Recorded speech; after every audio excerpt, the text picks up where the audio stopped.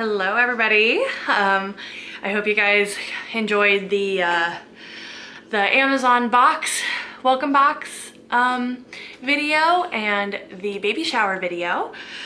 Kind of had to time some things. I know I've had some weird weeks, but as you can see, little baby boy decided to come. So I say decided, we kind of made plans for him to be here. So that's what we're gonna talk about. So it's 3 weeks, it's exactly 3 weeks since he was born. He's born September 9th at 3:31 in the morning, which is crazy because I was actually born at 3:01 in the morning. So my mom and I, as we found out, had very similar firstborn stories. So, but we'll get to the labor and delivery part of it eventually. This is definitely gonna be a 2-part thing. And for the second part, the actual being in the hospital part, we are going to involve my husband because as you'll find out, there are some things that I definitely need him to fill in. It was kind of hectic, but for now, I'll start off with week 37, where I left off. So I did go in for a week 37 appointment. All my appointments were on Tuesdays. So I technically hit week 37 on Monday and went in on Tuesday morning for my appointment. And week 37 was weird. So when I went in for the BPP, as usual, Graham passed everything. All the little points that he was supposed to do, practicing breathing, moving, all that, he passed. And that's what I should say at the beginning of this is everything with him went perfectly. He has been nothing but healthy, nothing but accommodating to everything. Other than a couple little things that we'll get into, but you know, everything was great with him. Then they measured my amniotic fluid, and my amniotic fluid was high. Now when I say high, I mean at week 33 I was at a 30, and they freaked out and they ended up sending me to that special ultrasound place. Yeah, I was at a 40, like 39-40 at week 37. So I thought for sure, I honestly thought for sure as soon as I went in, once my ultrasound part of the appointment was over, I thought I'm gonna go talk to my OB, and I am 100% going to be induced. Like we're doing this. There's no way we're not doing this. With my amniotic fluid being that high. So I ended up going in to see my OB. Oh, your hat's fallen off. That's okay. So I ended up going in to see the OB. My blood pressure was a little bit higher. I was super, like my feet and everything, it was super swollen. More than usual swollen. Cause I really hadn't, I hadn't been having like swollen feet or swollen legs really at all my entire pregnancy. But at week 37, like I legitimately had giant feet. And like my legs were tight with how much fluid I was holding in. So my OB comes in, and this is when I find out that if your amniotic fluid is high and you're at term, that's not enough to send you into being induced. He came in, he was like, so your amniotic fluid was high, but everything else is just like a slightly raised. So we aren't gonna send you in for induction. And I was like, oh, okay. And then he said, but we are gonna send you to triage for some monitoring and get some blood tests. And I was like, okay. So this is probably what I would say was the most frustrating of, you know, all of this is I did go to triage. I'm sorry, we went for a walk, and he was very asleep. And now mommy's talking. Yeah, so frustrating. I might have to go and get a pacifier at some point. Anyway, so they sent me to triage, and I got to be wheelchaired over there again. Super fun. And oh, okay, we're gonna go get a passy. Hang on. Okay, so we'll see how long this can go for. But anyway, so I went to triage, and I was in triage for like they hooked me up to listen to baby. Baby was fine, of course. My blood pressure was even doing really good. But I had to stay a little bit longer because they were waiting for my blood tests. Like blood tests take like an hour, so you're usually there like an hour and a half, and you get clearance from your doctor. And of course my appointment was slightly later than the first time, so my doctor went to lunch, and I was like, oh my gosh, this is awful, because you're just sitting there and it's like, well, there's stuff I want to get done today, you know, while I still can do things. But okay, so the blood tests, some of the blood tests came back a little, like there were some levels that were a little elevated. They didn't tell me what, but once I finally got a hold of my OB, he said he wanted to see me back for a follow-up on Friday, Thursday or Friday, just to make sure everything was still okay. And I was like, okay. So I call, I end up setting it up. So I have to go to my doctor's north office. So he has an office at the hospital, but then he also has a north office. And I was like, okay, not a big deal. Like, I can go there. It's maybe 5 extra minutes. It does not bother me. So, okay, so that was the end. Yeah, I know. So that was the end of my 37-week official appointment. So that's a Tuesday. I go back on Friday. I go to his north office.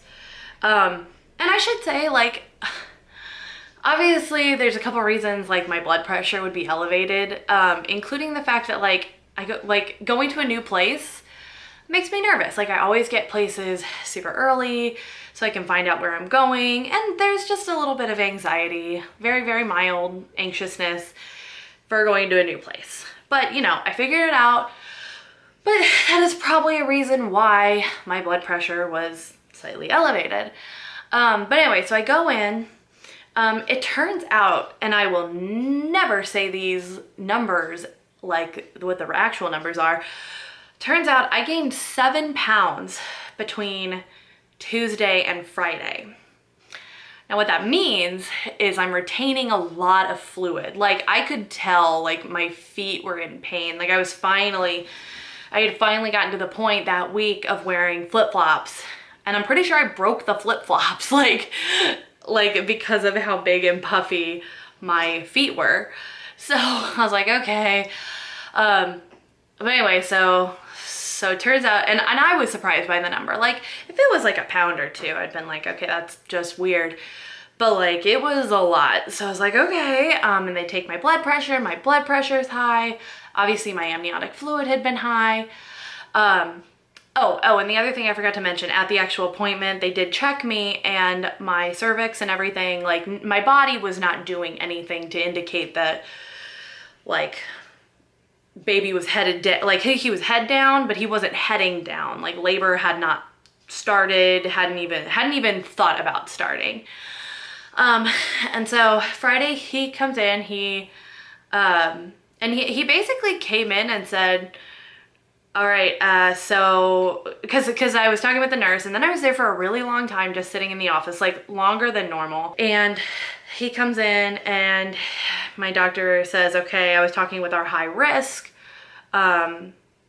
doctor, consultant. I don't remember exactly the word he said, but he goes, okay, so we are going to send you in to be induced, and we're gonna have a baby either tonight or tomorrow. And this is a Friday. I was like, oh, okay.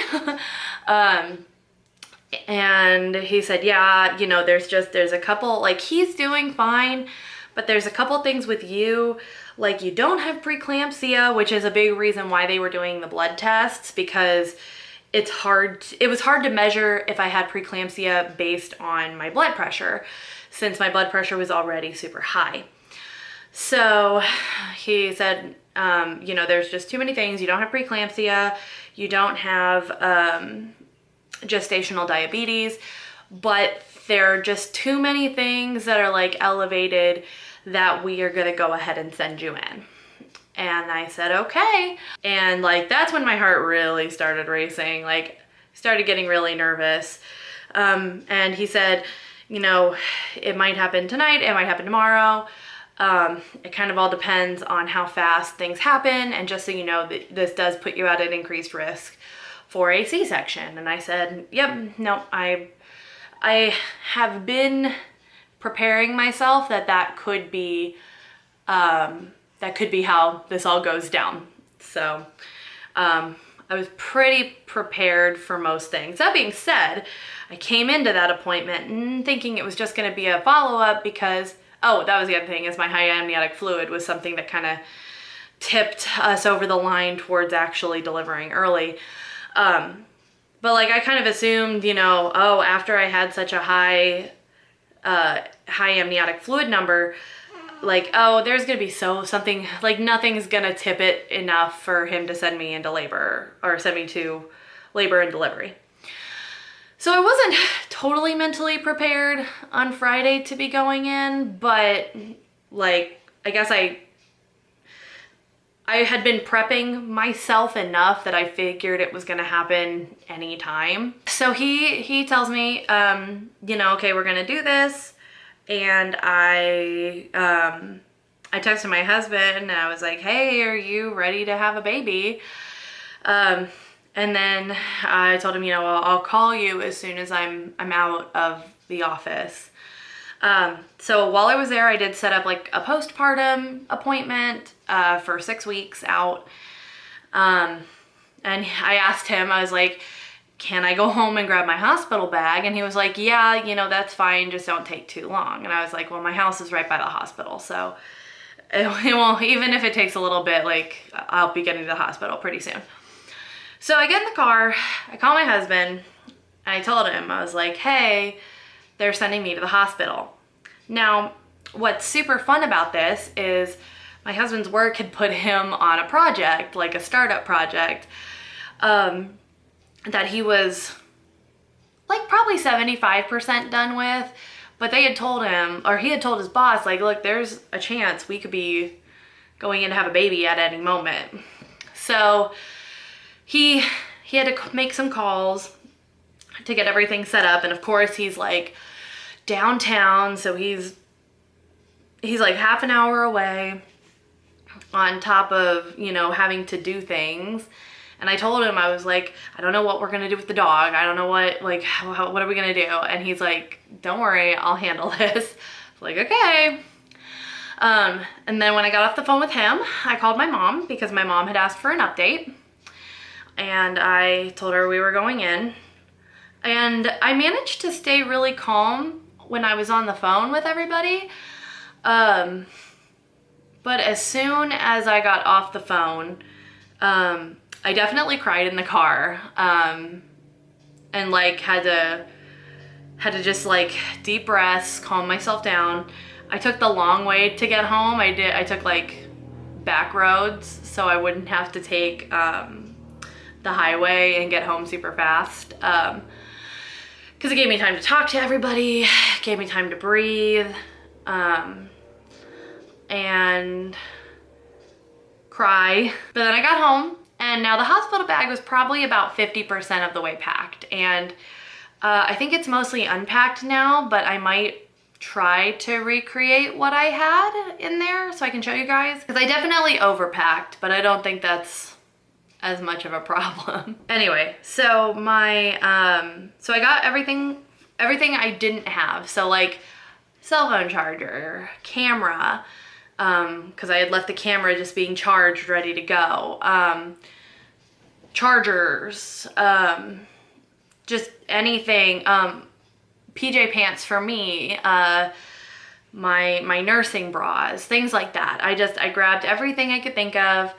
I like got myself some water, tried to calm myself down. I hugged my dog, because I was honestly kind of scared. I mean, I am not afraid to say that I was definitely scared. One of the things I think is so frustrating is the classes that we went to, nobody talked about induction. Like I had to ask about induction. And even then, they didn't give us a whole lot of information because I think for the most part, they want you to go in naturally. But I told them, I was like, look, induction is something my doctor has already talked to me about as a possibility. So can you give me some information? And I think it made me feel worse because I felt less prepared for that than I did about if I had a C-section in the end. So that was scary. It was very scary going into the hospital, not really knowing what was going to happen. But I got myself to the hospital, went up to registration. They'd already seen me twice because I'd been in triage twice, so they recognized, well, one of the girls recognized me. And instead of having to go to triage, they actually took me straight to my room. We had a room at the very, very back, which was actually kind of nice. You know, the initial long walk down there, but then, you know, it was, I mean, I'm sure all the other rooms are really quiet too, but it turned out it was very nice because we were very close to the OR, where they do C-sections. And I think they have other ORs, but it was just nice to, like, literally we were right there. And we were right by a lot of things, which was really good. You know, I got there, Cody still wasn't there. I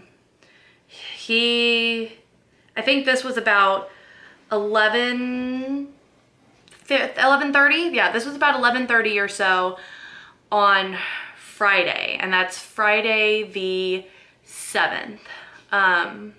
Yes, Friday the 7th. So it's 11:30 on Friday the 7th. And that's where I'm gonna leave off for this video, because the rest of it, we get into all the labor and delivery and all the stuff having to do with induction. And I think it's important at this point, you know, there's very little that happened before my husband got there, and I think it's important that he be a part of this too, because he was a part of it, and there were things that he had to deal with at the same time. So we're gonna stop there. I'm gonna take care of this little monkey and get my husband, and we will talk about the actual labor and delivery. So look forward to that. And until then, I will see you guys next week. Bye.